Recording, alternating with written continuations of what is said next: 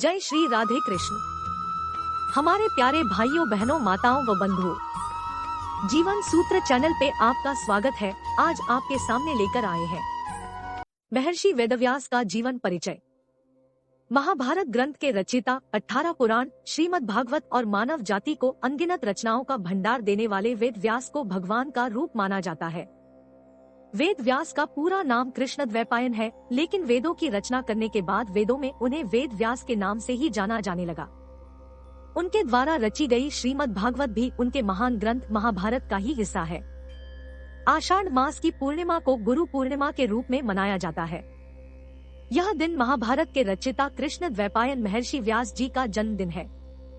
उन्होंने चारों वेदों की रचना की, इस कारण उनका नाम वेद व्यास भी है। उन्हें आदिगुरु कहा जाता है। गुरु पूर्णिमा को व्यास पूर्णिमा नाम से भी जाना जाता है। भारतवर्ष में कई विद्वान हुए, किंतु महर्षि वेदव्यास प्रथम विद्वान थे जिन्होंने सनातन धर्म के चारों वेदों की व्याख्या की। महर्षि वेदव्यास को समस्त मानव जाति का गुरु माना जाता है। भारतीय संस्कृति में गुरु को ब्रह्मा, विष्णु और महेश के समान पूज्य माना गया है। गुरु की महिमा अपरंपार है। गुरु के बिना ज्ञान की प्राप्ति नहीं हो सकती। गुरु को भगवान से भी ऊपर दर्जा दिया गया है। गुरु को ब्रह्मा कहा गया है। जिस प्रकार से वह जीव का सर्जन करते हैं, ठीक उसी प्रकार से गुरु शिष्य का सर्जन करते हैं। महर्षि वेदव्यास जी को भगवान विष्णु का अंशावतार माना जाता है। ऐसा कहा जाता है कि वे द्वापर युग में इस ब्रह्मांड में सभी वैदिक ज्ञान को लिखित शब्दों के रूप में रखने और इसे सभी के लिए उपलब्ध कराने के लिए पृथ्वी पर आए थे। वेद व्यास से पहले वैदिक ज्ञान केवल बोले गए शब्दों के रूप में मौजूद था। वह पांडवों और कौरवों के दादा थे। उन्हें वेद व्यास कहा जाता है क्योंकि उन्होंने वेदों के मूल संस्करण को 4 भागों में विभाजित किया था। वेद व्यास का शाब्दिक अर्थ है वेदों का विभक्त। क्योंकि वेद व्यास ने वेदों को विभाजित कर दिया था, इसलिए लोगों के लिए इसे समझना आसान हो गया। इस प्रकार दिव्य ज्ञान सभी को उपलब्ध कराया गया। व्यास का जीवन इतिहास रोचक है। महान महाकाव्य महाभारत के रचयिता वेद व्यास सनातन धर्म के प्रथम और महान आचार्य थे। वह 4 वेदों को वर्गीकृत करने, 18 पुराणों को लिखने और महान महाभारत का पाठ करने के लिए जिम्मेदार है।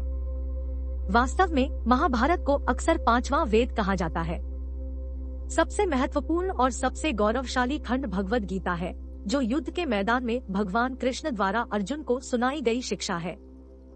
महाभारत के अलावा उन्होंने हिंदू दर्शन पर उनके सबसे छोटे धर्मशास्त्रों में से एक ब्रह्मसूत्र भी लिखा। कहा जाता है कि वेद व्यास अमर है।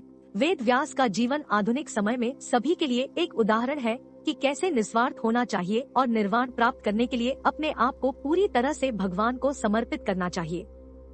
प्रत्येक द्वापर युग में विष्णु व्यास के रूप में अवतरित होकर वेदों के विभाग प्रस्तुत करते हैं। पहले द्वापर में स्वयं ब्रह्मा वेदव्यास हुए, दूसरे में प्रजापति, तीसरे द्वापर में शुक्राचार्य, चौथे में बृहस्पति वेदव्यास हुए। इसी प्रकार सूर्य, मृत्यु, इंद्र, धनजन्य, कृष्ण द्वैपायन, अश्वत्थामा आदि 28 वेदव्यास हुए। इस प्रकार 28 बार वेदों का विभाजन किया गया। उन्होंने ही 18 पुराणों की भी रचना की, ऐसा माना जाता है। वेदव्यास यह व्यास मुनि तथा पाराशर इत्यादि नामों से भी जाने जाते हैं। वह पराशर मुनि के पुत्र थे, अत व्यास पाराशर नाम से भी जाने जाते हैं। समय समय पर वेदों का विभाजन किस प्रकार से हुआ, इसके लिए यह एक उदाहरण प्रस्तुत है। कृष्ण द्वैपायन वेदव्यास ने ब्रह्मा की प्रेरणा से 4 शिष्यों को 4 वेद पढ़ाए। 1. मुनि पैल को ऋग्वेद, 2. वैशंपायन को यजुर्वेद, 3. जैमिनी को सामवेद तथा 4. सुमंतु को अथर्ववेद पढ़ाया। व्यास का अर्थ। व्यास का अर्थ है संपादक। यह उपाधि अनेक पुराने ग्रंथकारों को प्रदान की गई है, किंतु विशेषकर वेदव्यास उपाधि वेदों को व्यवस्थित रूप प्रदान करने वाले उन महर्षि को दी गई है जो चिरंजीव होने के कारण शाश्वत कहलाते हैं। यही नाम महाभारत के संकलनकर्ता, वेदांत दर्शन के स्थापनकर्ता तथा पुराणों के व्यवस्थापक को भी दिया गया है। ये सभी व्यक्ति वेदव्यास कहे गए हैं। विद्वानों में इस बात पर मतभेद है कि ये सभी एक ही व्यक्ति थे अथवा विभिन्न। भारतीय परंपरा इन सबको एक ही व्यक्ति मानती है। हिंदू धर्म शास्त्रों के अनुसार महर्षि व्यास त्रिकालज्ञ थे तथा उन्होंने दिव्य दृष्टि से देखकर जान लिया कि कलयुग में धर्म क्षीण हो जाएगा। धर्म के क्षीण होने के कारण मनुष्य नास्तिक, कर्तव्यहीन और अल्पायु हो जाएगा। एक विशाल वेद का सांगोपांग अध्ययन उनके सामर्थ्य से बाहर हो जाएगा। इसीलिए महर्षि व्यास ने वेद का 4 भागों में विभाजन कर दिया, जिससे कि कम बुद्धि एवं कम स्मरण शक्ति रखने वाले भी वेदों का अध्ययन कर सकें। व्यास जी ने उनका नाम रखा ऋग्वेद, यजुर्वेद, सामवेद और अथर्ववेद। वेदों का विभाजन करने के कारण ही व्यास जी वेद व्यास के नाम से विख्यात हुए। ऋग्वेद, यजुर्वेद, सामवेद और अथर्ववेद को क्रमशः अपने शिष्य पैल, जैमिन, वैशंपायन और सुमंतु मुनि को पढ़ाया। वेद में निहित ज्ञान के अत्यंत गूढ़ तथा शुष्क होने के कारण वेद व्यास ने 5वें वेद के रूप में पुराणों की रचना की, जिनमें वेद के ज्ञान को रोचक कथाओं के रूप में बताया गया है। पुराणों को उन्होंने अपने शिष्य रोमहर्षण को पढ़ाया। व्यास जी के शिष्यों ने अपनी अपनी बुद्धि के अनुसार उन वेदों की अनेक शाखाएं और उप शाखाएं बना दी। व्यास जी ने महाभारत की रचना की, जिसमें पांडवों की उत्पत्ति से लेकर स्वर्गगमन तक की कथा है। 1,00,000 श्लोकों के कारण इसे शतसाहसी संहिता भी कहते हैं। कुछ लोग इसे पंचम वेद भी कहते हैं। इसी महाग्रंथ के कारण से ही वेदव्यास जी प्रसिद्ध हैं और इनके मस्तिष्क की अप्रतिहत प्रतिभा से आज तक हमारे धार्मिक जीवन और विश्वासों का प्रत्येक अंग प्रभावित है। प्राचीन ग्रंथों के अनुसार महर्षि वेदव्यास स्वयं ईश्वर के स्वरूप थे। निम्नोक्त श्लोकों से इसकी पुष्टि होती है। नमोस्तु ते व्यास विशाल बुद्धे फुल्लारविंदायत पत्रनेत्र येन त्वया भारत तैल पूर्णा प्रज्वालितो ज्ञानमय प्रदीपा। अर्थात जिन्होंने महाभारत रूपी ज्ञान के दीप को प्रज्वलित किया, ऐसे विशाल बुद्धि वाले महर्षि वेदव्यास को मेरा नमस्कार है। व्यासाय विष्णु रूपाय व्यास रूपाय विष्णवे नमो वै ब्रह्मनिधे वासिष्ठाय नमो नम। अर्थात व्यास विष्णु के रूप है तथा विष्णु ही व्यास है। ऐसे वशिष्ठ मुनि के वंशज का मैं नमन करता हूँ। वशिष्ठ के पुत्र थे शक्ति, शक्ति के पुत्र पराशर और पराशर के पुत्र व्यास। महर्षि वेदव्यास का जीवन परिचय। वेदव्यास एक अलौकिक शक्ति संपन्न महापुरुष थे। इनके पिता का नाम महर्षि पराशर और माता का नाम सत्यवती था। इनका जन्म एक द्वीप के अंदर हुआ था और वर्ण श्याम था, अतः इनका एक नाम कृष्ण द्वैपायन वेदव्यास भी है। वेदों का विस्तार करने के कारण ये वेदव्यास तथा बद्रीवन में निवास करने कारण बादरायण भी कहे जाते हैं। इन्होंने वेदों के विस्तार के साथ विश्व के सबसे बड़े काव्य ग्रंथ महाभारत, 18 महापुराणों तथा ब्रह्मसूत्र का भी प्रणयन किया। शास्त्रों की ऐसी मान्यता है कि भगवान ने स्वयं व्यास के रूप में अवतार लेकर वेदों का विस्तार किया। आता व्यास जी की गणना भगवान के 24 अवतारों में की जाती है। व्यास स्मृति के नाम से इनके द्वारा प्रणीत एक स्मृति ग्रंथ भी है। भारतीय वाङ्मय एवं हिंदू संस्कृति व्यास जी की ऋणी है। संसार में जब तक हिंदू जाति एवं भारतीय संस्कृति जीवित है, तब तक वेदव्यास जी का नाम अमर रहेगा। महर्षि वेदव्यास महाभारत के रचयिता है, बल्कि वह उन घटनाओं के भी साक्षी रहे हैं जो घटित हुई है। संस्कृत साहित्य में वाल्मीकि के बाद व्यास ही सर्वश्रेष्ठ कवि हुए हैं। इनके लिखे काव्य आर्ष काव्य के नाम से विख्यात है।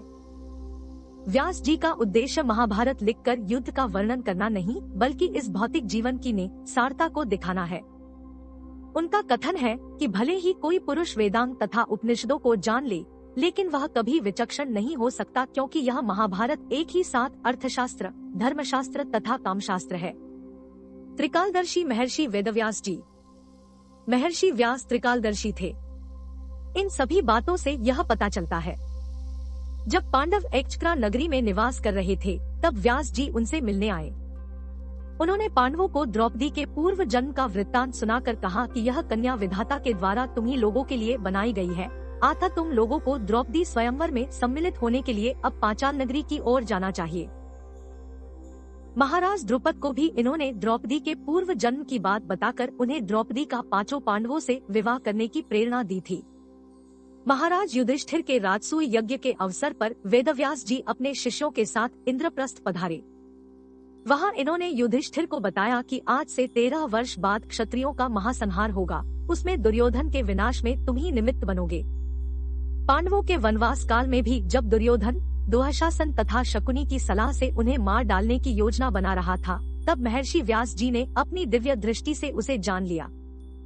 इन्होंने तत्काल पहुंचकर कौरवों को इस दुष्कृत्य से निवृत्त किया। इन्होंने धृतराष्ट्र को समझाते हुए कहा, तुमने जुए में पांडवों का सर्वस्व छीनकर और उन्हें वन भेजकर अच्छा नहीं किया। दुरात्मा दुर्योधन पांडवों को मार डालना चाहता है। तुम अपने लाडले बेटे को इस काम से रोको, अन्यथा इसे पांडवों के हाथ से मरने से कोई नहीं बचा पाएगा।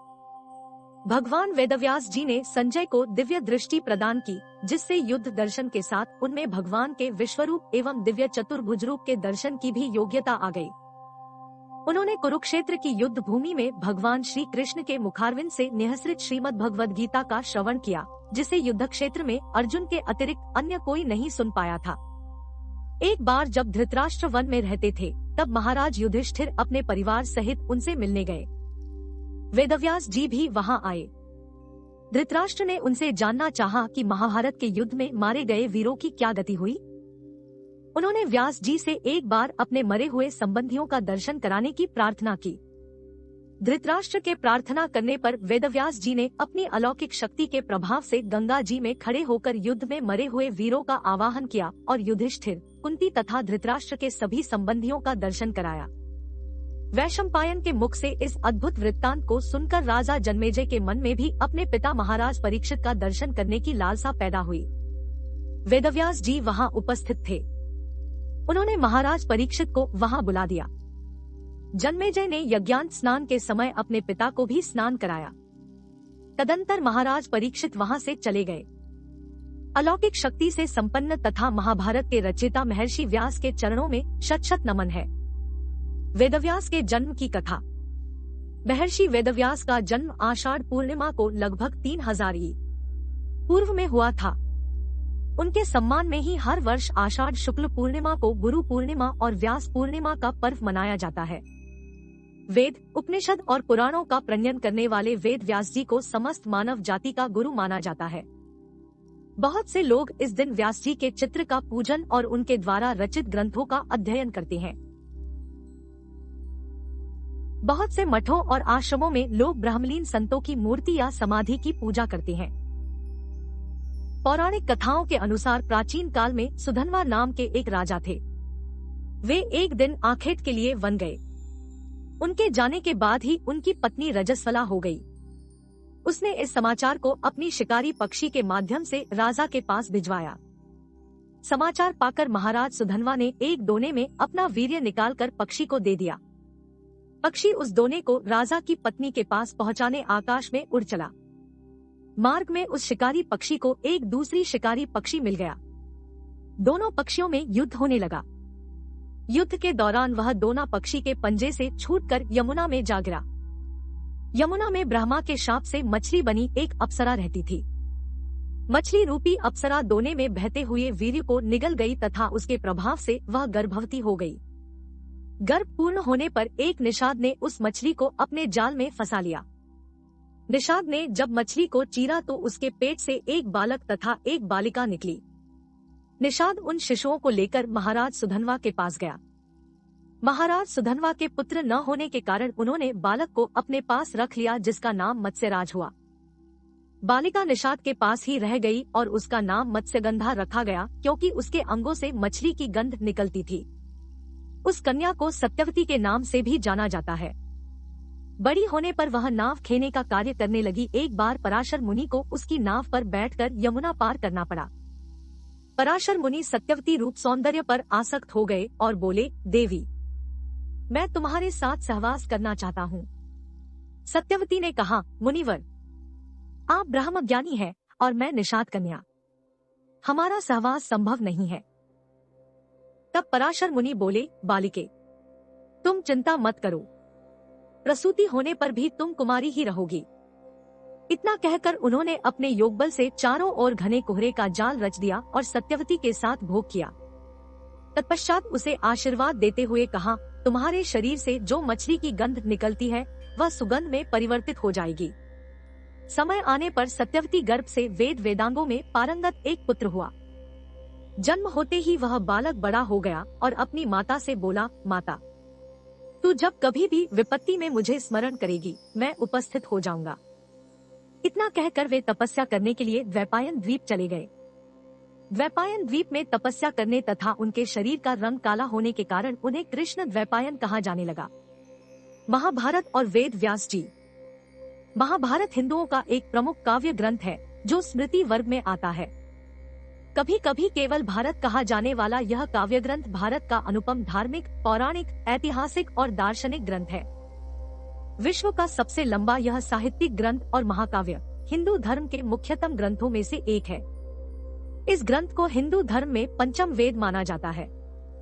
यद्यपि इसे साहित्य की सबसे अनुपम कृतियों में से एक माना जाता है, किंतु आज भी यह ग्रंथ प्रत्येक भारतीय के लिए एक अनुकरणीय स्रोत है। यह कृति प्राचीन भारत के इतिहास की एक गाथा है। इसी में हिंदू धर्म का पवित्रतम ग्रंथ भगवद गीता सन्निहित है। पूरे महाभारत में लगभग 1,10,000 श्लोक हैं, जो यूनानी काव्यों इलियड और ओडिसी से परिमाण में 10 गुना अधिक है। हिंदू मान्यताओं, पौराणिक संदर्भों एवं स्वयं महाभारत के अनुसार इस काव्य का रचनाकार वेदव्यास जी को माना जाता है। इस काव्य के रचयिता वेदव्यास जी ने अपने इस अनुपम काव्य में वेदों, वेदांगों और उपनिषदों के गुह्यतम रहस्यों का निरूपण किया है। इसके अतिरिक्त इस काव्य में न्याय, शिक्षा, चिकित्सा, ज्योतिष, युद्धनीति, योगशास्त्र, अर्थशास्त्र, वास्तुशास्त्र, शिल्पशास्त्र, कामशास्त्र, खगोल विद्या तथा धर्मशास्त्र का भी विस्तार से वर्णन किया गया है। वेदव्यास जी और बौद्ध धर्म में भी वेद व्यास का उल्लेख मिलता है। उनकी 2 जातक कथाओं में कान्हादिपायन और घट कहा जाता है। वह कान्हादिपायन में एक बोधिसत्व के रूप में प्रकट हुए, जिसका उनके हिंदू वैदिक कार्यों से कोई संबंध नहीं है, और घट जकाता में उनकी भूमिका का महाभारत से घनिष्ठ संबंध है। घाट में वृष्णियों ने वेद व्यास पर अपनी दिव्य शक्तियों का परीक्षण करने के लिए एक मजाक खेला। वे उसके पेट पर तकिया बांधकर एक लड़के को एक महिला के रूप में तैयार करते हैं। फिर वे उसे व्यास के पास ले गए और उससे पूछा कि क्या वह उन्हें बता सकता है कि बच्चा कब होने वाला है। तब वह कहता है कि उसके सामने वाला व्यक्ति अक्रिया की लकड़ी की एक गांठ को जन्म देगा और वासुदेव की जाति को नष्ट कर देगा। वे अंत में उसे मार डालते हैं, लेकिन उनकी भविष्यवाणी सच हो गई। इसके अतिरिक्त पुराणों की अधिकांश कथाओं द्वारा हमारे देश, समाज तथा धर्म का पूरा इतिहास महाभारत में आया है। महाभारत की कथाएं बड़ी रोचक और उपदेशप्रद है। सब प्रकार की रुचि रखने वाले लोग भगवान की उपासना में लगे और इस प्रकार सभी मनुष्यों का कल्याण हो। इसी भाव से व्यास जी ने 18 पुराणों की रचना की। इन पुराणों में भगवान के सुंदर चरित्र व्यक्त किए गए हैं। भगवान के भक्त धर्मात्मा लोगों की कथाएं पुराणों में सम्मिलित है। इसके साथ साथ व्रत उपवास की विधि, तीर्थों का महात्म्य आदि लाभदायक उपदेशों से पुराण परिपूर्ण है। वेदांत दर्शन के रचना करने वाले महर्षि वेदव्यास ने वेदांत दर्शन को छोटे छोटे सूत्रों में लिखा गया है, लेकिन गंभीर सूत्रों के कारण ही उनका अर्थ समझने के लिए बड़े बड़े ग्रंथ लिखे हैं। धार्मिक मान्यता के अनुसार ही गुरु पूर्णिमा पर गुरुदेव की पूजा के साथ ही महर्षि व्यास की पूजा भी की जाती है। हिंदू धर्म के सभी भागों को व्यास जी ने पुराणों में भली भांति समझाया है। महर्षि व्यास सभी हिंदुओं के परम पुरुष हैं। पुण्यात्मा भक्तों को उनके दर्शन भी हुए हैं। महर्षि वेदव्यास जी ने 18 पुराणों की सृष्टि की, जो इस प्रकार है। 1. ब्रह्मा पुराण। ब्रह्मा पुराण सबसे प्राचीन है। इस पुराण में 246 अध्याय तथा 14,000 श्लोक हैं। इस ग्रंथ में ब्रह्मा की महानता के अतिरिक्त सृष्टि की उत्पत्ति, गंगा अवतरण तथा रामायण और कृष्णावतार की कथाएं भी संकलित हैं। 2. पद्म पुराण। पद्म पुराण में 55,000 श्लोक हैं और यह ग्रंथ 5 खंडों में विभाजित है, जिनके नाम सृष्टि खंड, स्वर्ग खंड, उत्तर खंड, भूमि खंड तथा पाताल खंड है। इस ग्रंथ में पृथ्वी, आकाश तथा नक्षत्रों की उत्पत्ति के बारे में उल्लेख किया गया है। 3. विष्णु पुराण। विष्णु पुराण में 6 अंश तथा 23,000 श्लोक हैं। इस ग्रंथ में भगवान विष्णु, बालक ध्रुव तथा कृष्णावतार की कथाएं संकलित हैं। 4. शिव पुराण। शिव पुराण में 24,000 श्लोक है तथा यह 7 संहिताओं में विभाजित है। इस ग्रंथ में भगवान शिव की महानता तथा उनसे संबंधित घटनाओं को दर्शाया गया है। 5. श्रीमद् भागवत पुराण। भागवत पुराण में 18,000 श्लोक है तथा 12 स्कंद है। इस ग्रंथ में आध्यात्मिक विषयों पर वार्तालाप है। भक्ति, ज्ञान तथा वैराग्य की महानता को दर्शाया गया है। 6. नारद पुराण। नारद पुराण में 25,000 श्लोक है तथा इसके 2 भाग हैं। इस ग्रंथ में सभी 18 पुराणों का सार दिया गया है। प्रथम भाग में मंत्र तथा मृत्यु पश्चात के क्रम आदि के विधान है। 7. अग्नि पुराण। अग्नि पुराण में 383 अध्याय तथा 15,000 श्लोक हैं। इस पुराण को भारतीय संस्कृति का ज्ञानकोश, इंसाइक्लोपीडिया कह सकते हैं। 8. मत्स्य पुराण। इस पुराण में 290 अध्याय तथा 14,000 श्लोक हैं। 9. ब्रह्मवैवर्त पुराण। ब्रह्माविवर्ता पुराण में 18,000 श्लोक तथा 218 अध्याय हैं। इस ग्रंथ में ब्रह्मा, गणेश, तुलसी, सावित्री, लक्ष्मी, सरस्वती तथा कृष्ण की महानता को दर्शाया गया है तथा उनसे जुड़ी हुई कथाएं संकलित है। इस पुराण में आयुर्वेद संबंधी ज्ञान भी संकलित है। 10. वराह पुराण। वराह पुराण में 217 स्कंध तथा 10,000 श्लोक हैं। इस ग्रंथ में वराह अवतार की कथा के अतिरिक्त भागवत गीता महामात्या का भी विस्तार पूर्वक वर्णन किया गया है। 11. स्कंद पुराण। स्कंद पुराण सबसे विशाल पुराण है तथा इस पुराण में 81,000 श्लोक और 6 खंड हैं। स्कंद पुराण में प्राचीन भारत का भूगोलिक वर्णन है। 12. मार्कंडेय पुराण। अन्य पुराणों की अपेक्षा यह छोटा पुराण है। मार्कंडेय पुराण में 9,000 श्लोक तथा 137 अध्याय हैं। 13. वामन पुराण। वामन पुराण में 95 अध्याय तथा 10,000 श्लोक तथा 2 खंड हैं। इस पुराण का केवल प्रथम खंड ही उपलब्ध है। इस पुराण में वामन अवतार की कथा विस्तार से कही गई है। जो 14. कूर्म पुराण। कुर्मा पुराण में 18,000 श्लोक तथा 4 खंड हैं। इस पुराण में चारों वेदों का सार संक्षिप्त रूप में दिया गया है। 15. गरुड़ पुराण। गरुड़ पुराण में 279 अध्याय तथा 18,000 श्लोक हैं। इस ग्रंथ में मृत्यु पश्चात की घटनाओं, प्रेतलोक, यमलोक, नरक तथा 84 लाख योनियों के नरक स्वरूपी जीवन आदि के बारे में विस्तार से बताया गया है। 16. ब्रह्मांड पुराण। ब्रह्मांड पुराण में 12,000 श्लोक तथा पूर्व, मध्य और उत्तर 3 भाग हैं। मान्यता है कि अध्यात्म रामायण पहले ब्रह्मांड पुराण का ही एक अंश थी जो अभी एक पृथक ग्रंथ है। 17. लिंग पुराण में 11,000 श्लोक और 163 अध्याय हैं। सृष्टि की उत्पत्ति तथा खगोलिक काल में युग, कल्प आदि की तालिका का वर्णन है। राजा अम्बरीश की कथा भी इसी पुराण में लिखित है। इस ग्रंथ में अघोर मंत्रों तथा अघोर विद्या के संबंध में भी उल्लेख किया गया है। 18. भविष्य पुराण। भविष्य पुराण में 129 अध्याय तथा 28,000 श्लोक हैं।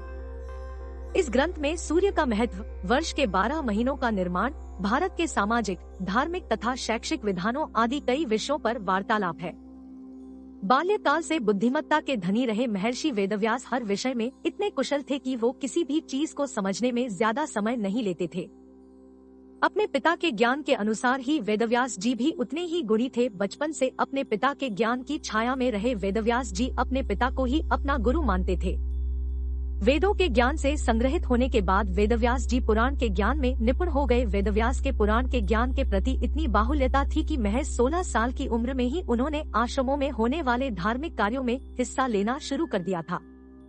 वेदव्यास जी को अपने बाल्यकाल में ही सभी शास्त्रों, वेद पुराण का ज्ञान हो गया था और उस समय उनके ज्ञान के आगे कोई नहीं टिक पाता था। वेदों के अतुलनीय ज्ञान और इनके विस्तार के कारण इन वेदव्यास का नाम की उपाधि दी गई। हिंदू धर्म में व्यास को माना जाता है भगवान विष्णु का रूप। महर्षि वेदव्यास में एक अलौकिक शक्ति थी। कुछ समय के बाद में सत्यवती ने हस्तिनापुर के राजा शांतनु से विवाह कर लिया। शांतनु भीष्म के पिता थे। इस विवाह के लिए सत्यवती के पिता ने राजा शांतनु के समक्ष यह शर्त रखी थी कि सत्यवती के गर्भ से जन्म लेने वाला बालक ही हस्तिनापुर का उत्तराधिकारी होगा। हालांकि इससे पहले ही शांतनु ने अपने पुत्र देवव्रत को हस्तिनापुर का युवराज घोषित कर दिया था। अपने पिता को दुखी देख देवव्रत ने प्रण लिया कि वह कभी भी हस्तिनापुर की राजगद्दी पर नहीं बैठेंगे और न ही विवाह करेंगे। इसी प्रतिज्ञा की वजह से उनका नाम भीष्म पड़ा। बाद में उनके पिता शांतनु ने उन्हें इच्छा मृत्यु का वरदान दिया। कुछ समय बाद सत्यवती 2 पुत्रों को जन्म देती है। दोनों बेटे मर जाते हैं और उनकी पत्नियों को कोई संतान नहीं रहती है। अपने पुत्रों के निधन के बाद सत्यवती ने महर्षि व्यास से आग्रह किया कि वह उनकी विधवा पुत्रवधुओं अंबिका और अंबालिका को नियोग के माध्यम से संतान दे, ताकि हस्तिनापुर को इसका वारिस मिल सके। प्राचीन काल में नियोग एक ऐसी परंपरा रही थी जिसका उपयोग संतान उत्पत्ति के लिए किया जाता रहा था। मान्यताओं के मुताबिक पति के निधन या संतान उत्पन्न करने में अक्षम रहने की स्थिति में महिलाएं नियोग की पद्धति को अपना सकती थी। नियोग किसी विशेष स्थिति में परपुरुष से गर्भाधान की प्रक्रिया को कहा जाता था। व्यास अंबा और अंबिका को गर्भवती करने के लिए सहमत हो जाते हैं। वह इन लड़कियों को अपने करीब आने के लिए कहते हैं, लेकिन अकेले सबसे पहले अंबिका की बारी आती है। वह उनके करीब जाकर शर्म से आंखें बंद कर लेती है। व्यास जी ये घोषणा करते हैं कि बच्चा अंधा पैदा होगा। इस बच्चे को धृतराष्ट्र कहा गया। फिर अंबा की बारी थी। हालांकि अंबालिका ने उसे आराम करने और खुद को शांत करने का निर्देश दिया था, लेकिन वह बहुत घबराई हुई थी और डर के मारे उसका चेहरा पीला पड़ गया था। व्यास ने घोषणा की कि इससे पैदा हुआ बच्चा गंभीर रूप से एनीमिक होगा और निश्चित रूप से राज्य चलाने में सक्षम नहीं होगा। यह पांडु था। इससे स्वस्थ बच्चा पैदा करने का तीसरा प्रयास होता है, लेकिन अंबा और अंबिका अब इतने डरे हुए थे कि उन्होंने इसके बजाय एक नौकर लड़की को भेज दिया। यह नौकरानी आश्वस्त थी और वह एक स्वस्थ बच्चे के साथ गर्भवती हो जाती है। यह विदुर थी। जबाली ऋषि की पिंजला नामक पुत्री से उनका एक और पुत्र सुख हुआ। महर्षि वेदव्यास धृतराष्ट्र, पांडु और विदुर के जैवीय या आध्यात्मिक पिता थे। महर्षि व्यास पितामह भीष्म के सौतेले भाई थे। उनके 4 प्रसिद्ध पुत्र थे, जिनके नाम पांडु, धृतराष्ट्र, विदुर और सुखदेव था। वेद व्यास ने वासुदेव और संकादिक जैसे महान संतों से ज्ञान प्राप्त किया और उनके जीवन में सबसे महत्वपूर्ण लक्ष्य नारायण या परमात्मा को प्राप्त करना था। ऐसा कहा जाता है कि वेद व्यास ने स्वयं भगवान गणेश से महाभारत के संकलन में उनकी मदद करने के लिए कहा था, लेकिन गणेश ने उन पर एक शर्त रखी थी। उन्होंने कहा कि वह उनके लिए महाभारत लिखेंगे यदि केवल वह उन्हें बिना रुके सुनाएंगे। इस शर्त को खत्म करने के लिए व्यास ने उस पर एक और शर्त रखी कि वह लिखने से पहले ही छंदों को समझे फिर लिखे। जब तक गणेश जी छंदों को समझते, जब तक वेदव्यास जी दूसरा छंद सोच लेते थे। इस प्रकार वेदव्यास के मुख से निकली वाणी और वैदिक ज्ञान को लिपिबद्ध करने का काम गणेश जी ने किया था। इस तरह लिखी गई थी महाभारत। वेद व्यास ने सभी उपनिषदों और 18 पुराणों को लगातार भगवान गणेश को सुनाया। वेदव्यास उन मुनियों में से एक है जिन्होंने अपने साहित्य और लेखन के माध्यम से संपूर्ण मानवता को यथार्थ और ज्ञान का खजाना दिया है। महर्षि व्यास ने न केवल अपने आसपास हो रही घटनाओं को लिपिबद्ध किया, बल्कि वह उन घटनाओं पर बराबर परामर्श भी देते थे। महर्षि वेदव्यास ने समस्त विवरणों के साथ महाभारत ग्रंथ की रचना कुछ इस तरह की थी कि यह एक महान इतिहास बन गया। महर्षि व्यास का जन्म त्रेता युग के अंत में हुआ था। वह पूरे द्वापर युग तक जीवित रहे। कहा जाता है कि महर्षि व्यास ने कलयुग के शुरू होने पर यहाँ से प्रयाण किया। महर्षि व्यास को भगवान विष्णु का 18वां अवतार माना जाता है। भगवान राम विष्णु के 17वें अवतार थे। बलराम और कृष्ण 19वें और 20वें। इसके बारे में श्रीमद् भागवतम में विस्तार से लिखा गया है, जिसकी रचना मुनि व्यास ने द्वापर युग के अंत में किया था। श्रीमद् भागवतम की रचना महाभारत की रचना के बाद की गई थी। महर्षि व्यास का जन्म नेपाल में स्थित तान्हो जिले के दमौली में हुआ था। महर्षि व्यास ने जिस गुफा में बैठक महाभारत की रचना की थी, वह नेपाल में अब भी मौजूद है। व्यास जी के बारे में कहा जाता है कि द्वापर युग के दौरान उन्होंने पुराण, उपनिषद, महाभारत सहित वैदिक ज्ञान के तमाम ग्रंथों की रचना की थी। महर्षि व्यास ने वेदों का अलग अलग खंड में विभाजन किया था। वेदव्यास के बारे में कहा जाता है कि वह 7 चिरंजीवियों में से एक है। कलयुग के शुरू होने के बाद वेदव्यास के बारे में कोई ठोस जानकारी या दस्तावेज उपलब्ध नहीं है। माना जाता है कि वह तप और ध्यान के लिए पर्वत श्रृंखलाओं में लौट गए थे। महर्षि वेद व्यास के 30 अनमोल और अमूल्य विचार जो हम सभी के लिए प्रेरणादायी है। महर्षि वेदव्यास के जीवन प्रेरक विचार। महर्षि वेद व्यास के उपदेश और उनके विचार हमारे जीवन के लिए बहुत ही महत्वपूर्ण है। महाभारत के रचयिता और अपनी अतुल्य बुद्धिमत्ता के विचारों को भी वेदव्यास ने प्रकट किया था। वेदव्यास ने मनुष्य जीवन से जुड़े अपने ऐसे विचार रखे जो यदि व्यक्ति अपने जीवन में उन पर अमल करे तो उसे हर रास्ते पर सफलता मिलती है। वेदव्यास 1. अभीष्ट फल की प्राप्ति हो या न हो, विद्वान पुरुष उसके लिए शोक नहीं करता।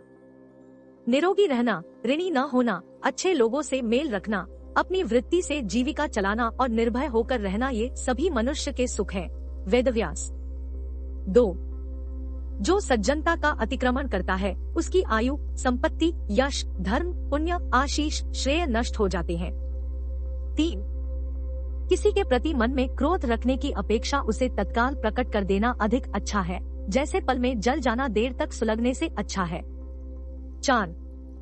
अमृत और मृत्यु दोनों इस शरीर में ही स्थित है। मनुष्य मोह से मृत्यु को और सत्य से अमृत को प्राप्त करता है। 5.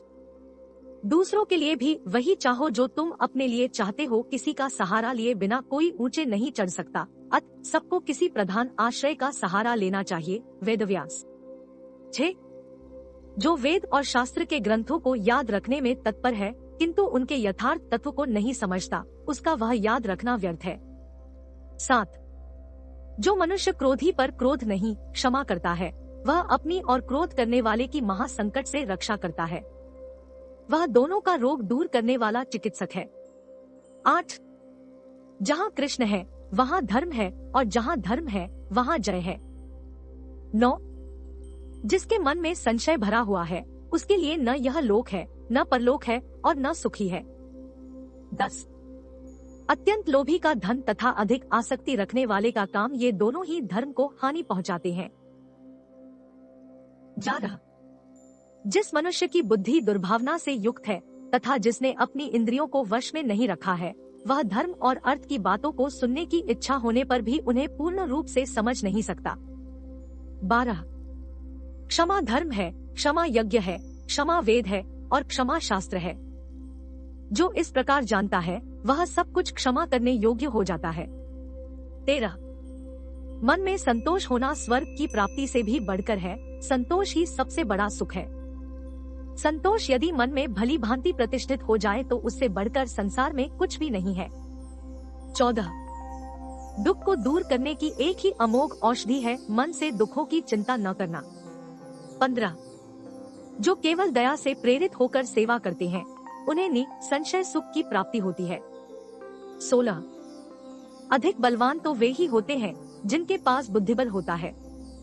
जिनमें केवल शारीरिक बल होता है वे वास्तविक बलवान नहीं होते।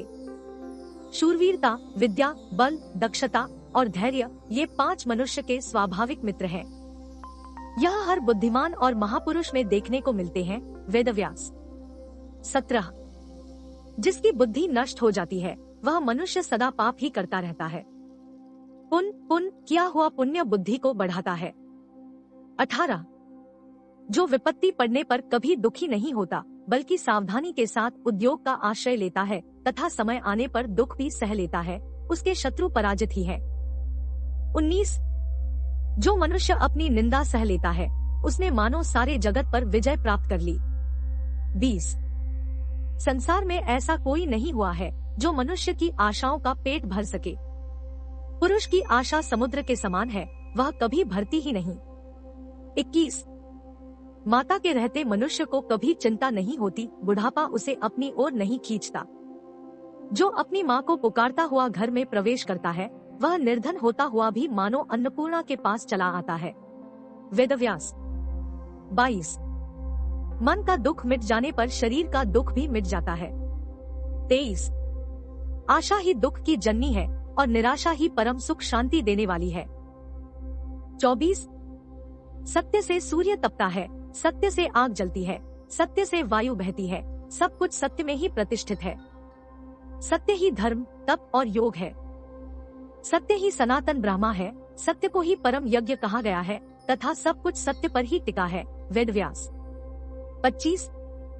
जो मनुष्य नाश होने वाले सब प्राणियों में संभाव से रहने वाले अविनाशी परमेश्वर को देखता है वही सत्य को देखता है। 26. जैसे जल द्वारा अग्नि को शांत किया जाता है वैसे ही ज्ञान के द्वारा मन को शांत रखना चाहिए। 27. स्वार्थ की अनुकूलता और प्रतिकूलता से ही मित्र और शत्रु बना करते हैं। सत्पुरुष दूसरों के उपकारों को ही याद रखते हैं, उनके द्वारा किए हुए बैर को नहीं। वेदव्यास। 28। मनुष्य जीवन की सफलता इसी में है कि वह उपकारी के उपकार को कभी न भूले, उसके उपकार से बढ़कर उसका उपकार कर दे। 29। विद्या के समान कोई नेत्र नहीं है। 30। जैसे तेल समाप्त हो जाने पर दीपक बुझ जाता है, उसी प्रकार कर्म के क्षीण हो जाने पर देव भी नष्ट हो जाता है। वेदव्यास जी को अमर्त्य। महर्षि वेदव्यास जी विपत्ति ग्रस्त पांडवों की समय समय पर उनकी सहायता करने के लिए हमेशा तैयार रहते थे। महर्षि वेदव्यास जी ने ही धृतराष्ट्र के कहने पर संजय को दिव्य दृष्टि प्रदान की थी, जिसके जरिए संजय ने महाभारत युद्ध को प्रत्यक्ष देखकर अपने महाराज धृतराष्ट्र को महाभारत युद्ध का वर्णन सुनाया था। वेदव्यास जी के दिए हुए दिव्य दृष्टि के कारण ही संजय ने महाभारत युद्ध में भगवान श्री कृष्ण द्वारा अर्जुन को दिया गया गीता उपदेश का श्रवण किया था। महर्षि वेदव्यास जी की ज्ञान शक्ति अलौकिक थी। महाभारत युद्ध समाप्त होने के बाद एक बार जब वेदव्यास जी धृतराष्ट्र तथा गांधारी से मिलने के लिए हस्तिनापुर जाते हैं, तो वह देखते हैं कि धृतराष्ट्र अपने पुत्र शोक में व्याकुल है। उस समय युधिष्ठिर भी सपरिवार वहां पर उपस्थित थे। तब शोकाकुल धृतराष्ट्र ने वेदव्यास जी के सामने अपने मरे हुए पुत्रों स्वजनों को देखने की इच्छा प्रकट की। तब वेदव्यास जी ने धृतराष्ट्र की यह इच्छा स्वीकार कर ली। इसके पश्चात वेदव्यास जी उन लोगों को लेकर गंगा नदी के तट पर पहुँचे और सभी को रात होने का इंतजार करने के लिए कहा। रात होने पर वेदव्यास जी गंगा नदी में प्रवेश कर कुछ मंत्र पढ़कर दिवंगत योद्धाओं को पुकारते हैं। व्यास जी के इस पुकार से गंगा के जल में महाभारत युद्ध जैसे कोलाहल सुनाई देने लगती है और देखते ही देखते महाभारत युद्ध में मारे गए समस्त योद्धा गंगा नदी से एक एक करके प्रकट हो जाते हैं। वेदव्यास जी का हिंदू धर्म पर उपकार। गंगा नदी से निकले महाभारत के समस्त योद्धा लोग दिव्य देवधारी रूप धारण किए हुए प्रकट हुए। उन सभी योद्धाओं का मन शांत हो चुका था। किसी के मन में भी कोई भी बैर और क्रोध नहीं था। वह सभी रात्रि में अपने सगे संबंधियों से मिले तथा सूर्य उदय से पूर्व गंगा नदी में पुनः प्रवेश करके दिव्य लोक में चले गए। धर्म और पुराण बतलाते हैं कि महर्षि वेदव्यास जी को अमर्त्य प्रदान है। आता व्यास जी आज भी हमारे बीच व्याप्त है। धर्म ज्ञानियों का मानना है कि महर्षि व्यास जी आज भी अमर है तथा समय समय पर प्रकट होकर धर्म करने वाले पुरुषों को अपना दर्शन देकर उन्हें कृतार्थ करते हैं। आदि शंकराचार्य को इन्होंने अपना दर्शन देकर उनका उद्धार किया था। महर्षि वेदव्यास जी का हमारे हिंदू धर्म पर अनंत उपकार है। संपूर्ण हिंदू धर्म उनका आभारी है। हम वेदों के ज्ञाता, महाभारत के रचयिता और 18 पुराणों के संग्रह कारक अमर युग पुरुष महान तेजस्वी महर्षि वेदव्यास जी का सत सत नमन करते हैं। व्यास पूर्णिमा। प्राचीन काल में भारत में हमारे पूर्वज व्यास पूर्णिमा के बाद 4 महीनों या चतुर्मास के दौरान ध्यान करने के लिए जंगल में जाते थे। इस शुभ दिन पर व्यास ने अपना ब्रह्मा सूत्र लिखना शुरू किया। इस दिन को गुरु पूर्णिमा के रूप में भी जाना जाता है। शास्त्रों के अनुसार हिंदुओं को व्यास और ब्रह्म विद्या गुरुओं की पूजा करनी चाहिए और ज्ञान पर ब्रह्मा सूत्र और अन्य प्राचीन पुस्तकों का अध्ययन शुरू करना चाहिए। व्यास जी ने पुराणों तथा महाभारत की रचना करने के पश्चात ब्रह्मसूत्रों की रचना भी यहाँ की थी। वाल्मीकि की ही तरह व्यास भी संस्कृत कवियों के लिए उपजीव्य है। महाभारत में उपाख्यानों का अनुसरण कर अनेक संस्कृत कवियों ने काव्य, नाटक आदि की सृष्टि की है। महाभारत के संबंध में स्वयं व्यास जी की ही उक्ति अधिक सटीक है। इस ग्रंथ में जो कुछ है वह अन्यत्र है, परंतु जो इसमें नहीं है वह अन्यत्र कहीं भी नहीं है। ब्रह्मा सूत्र। ब्रह्मा सूत्र, जिसे वेदांत सूत्र के रूप में भी जाना जाता है, व्यास ने बदरायण के साथ लिखा था। उन्हें 4 अध्यायों में विभाजित किया गया है। प्रत्येक अध्याय को फिर से 4 खंडों में विभाजित किया गया है। यह ध्यान रखना दिलचस्प है कि वे सूत्र के साथ शुरू और समाप्त होते हैं, जिसका अर्थ है ब्राह्मण की वास्तविक प्रकृति की जांच में कोई वापसी नहीं है। जो जिस तरह से अमरता तक पहुंचता है और दुनिया में वापस नहीं आता है की ओर इशारा करता है। इन सूत्रों के रचयिता का श्रेय व्यास जी को दिया जाता है। बंधुओं, आपको हमारी सुनी अनसुनी कहानियाँ एवं कथाएं पसंद आए तो अपने मित्रों के साथ शेयर करें, लाइक, कमेंट और साथ ही सब्सक्राइब करें और साथ में दिए गए बेल बटन को दबाएं ताकि हमारे चैनल पर आने वाली वीडियो की नोटिफिकेशन आप तक पहुंच सके। और यदि आप हमारे चैनल पे नए हैं तो कृपया सब्सक्राइब करें। जय श्री राधे कृष्ण।